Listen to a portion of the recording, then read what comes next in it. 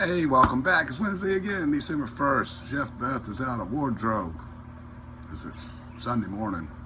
Anyway, we got a great show. We got vegetable soup, homemade vegetable soup. And I'm going to show you what greens look like late fall zone 7. And then I'm going to show you what's going on in here. New grow station. So what to do with your leftover turkey carcass?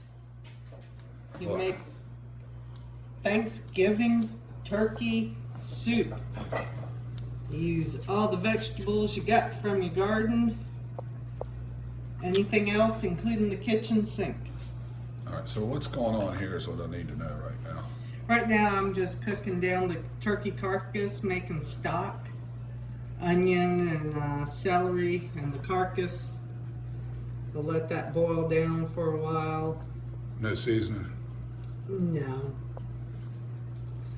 It still has the herbs that were left from the brine. All right, we're also going to add some carrots. Most of that will overwinter, but we're going to use some now. And we got some Chinese napa cabbage. If you follow the channel, you know that. This is all the slug damage. I'm liking that one. I'm going to grab that one.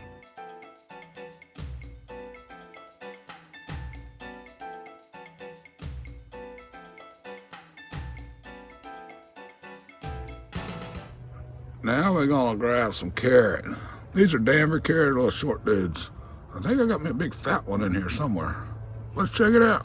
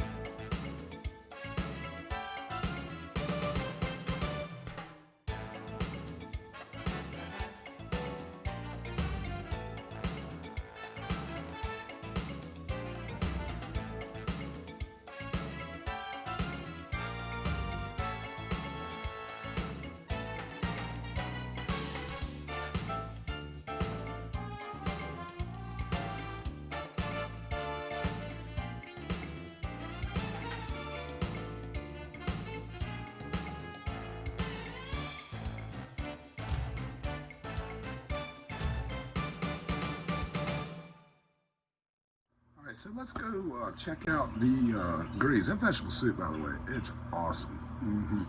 But let's go check these greens out, see what they look like. This is late November, so we got about 3 weeks to go before technically it's winter. Just give you an idea. You can still be growing this time of year in Zone 7, something.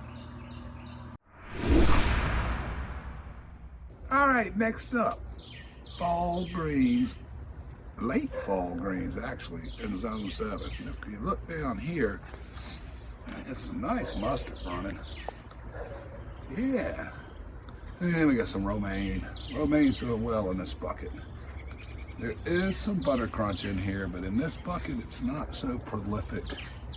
But they've all hung in there. Just remember, you gotta keep watering this stuff, especially in a container, because it'll look like dead of summer if it doesn't have water. And then over here, we can go down. We've got 2 more of these. Again, the buttercrunch is not as good in the container as the romaine, but it's still there. Tastes a little different. And then more mustard green. And then as we slide here, this is Asian mixed greens. That's a green mustard. That's a red mustard. And this is a mix of pak choi and tatsoi. And there is some Chinese cabbage in here. Oh, darn. But it's too choked out from the competition. But if you look here, it doesn't matter. This is our Chinese cabbage bed. It probably will be again in the spring. And we have some more mustard hanging back here. So again, this is late fall. This is late November. We have about 3 weeks to go. And they're hanging in there just fine. We got some carrots overwintering. Just as an aside, we just used some. That one needs to come out. We just used some in vegetable soup. That's what's left over from the cabbage, Chinese cabbage. Pulled these marigolds up. I'm going to cultivate them in, and hopefully they'll just come back. And then, this is really cool. Look at this stuff. This is that Lee choi for small space gardeners, which is why I got it. And it's the best looking green we got going. It had that slug damage. You can still see a little bit right there. We just don't use those leaves. But this is very drought tolerant, by the way. When the mustard and the lettuce starts looking weak, this still looks like that. But still, we water it, but that stuff can go longer without water. This, you gotta keep watering it or it'll just fall apart on you. And then, not a green, but these chives, we're moving those in and out of the grow station area, which I'll show you in a little bit. All right, there you have it. We still got that pak choi rolling, some Chinese cabbage, some mustard, whatnot, even have some Brussels sprouts. Yep. All right, what we're gonna do now is take a look over here at this thing. Good stuff. New grow station. All right, well, we'll start here. Let's back this out. All right, we'll start on the left here. Of course, got some tools and whatnot, easy access. I love that saw, by the way. That's actually handy in the garden with the wood blade. Then all this stuff I scored late season in a local nursery, so that stuff goes 3 deep, except the one on the right, the magnesium sulfate. I just got a bag of that, but got the blood meal, got the bone meal, got some tomato food, got some holly tongue, got some general garden, got some more tomato tongue, and got some dipple dust. That's a little pH meter. And the new grow station is under construction. All right, there's my little greenhouse tent. That's primarily to keep the dust off of stuff. That marjoram I showed you earlier this fall, tender perennial. It hung in there through a lot of freezes. So I figured, what the hey, I'm gonna bring it in here, keep it alive over the winter and put it in the ground in the spring and let it do its thing. And down there's just a bunch of junk's gotta be removed. But here's the grow table. Okay, I'm set up for 2 lamps, got one in play now. I'll be able to put another one in, and I'll probably add brackets above these so I can get that grow light higher if I want it. And I also have these spider lights, more grow lights, just to get some lightage in on that tent. Little space here, that itself needs to be replaced, but also I'm getting a dyno for this garage. Decided to go that route.